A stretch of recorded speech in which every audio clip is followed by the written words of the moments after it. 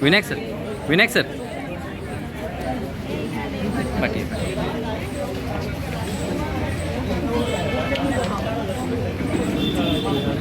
अरे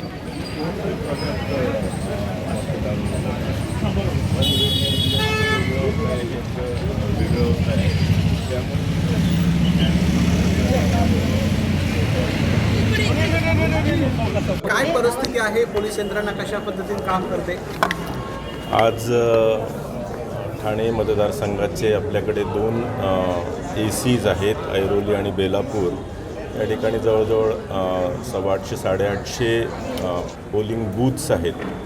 आपल्याकडे 10 पोलीस स्टेशन्समध्ये याचं डिस्ट्रीब्युशन आहे आणि ह्यामध्ये जे महत्त्वाची बूथ्स आहेत, ज्या ठिकाणी गर्दी होते आहे, एका ठिकाणी 18 बूथ्स आहेत एका पोलिंग स्टेशन लोकेशनला. काही स्लम्समध्ये काही बूथ्स आहेत, अडीअडचणीच्या ठिकाणी आहेत. तर त्या ठिकाणी आज सर्वच भेटी दिलेल्या आहेत आणि बंदोबस्त चोख असल्याबद्दलची खात्री केलेली आहे. सर, कुठे काय मतदान केंद्रात बिघाड वगैरे असे काही घटना नवीन घडली? टेक्निकल काही अडचणी असू शकतात, पण अदरवाईज कुठेही लॉ अँड ऑर्डरचा कुठेही इश्यू आलेला दिसत नाही आहे.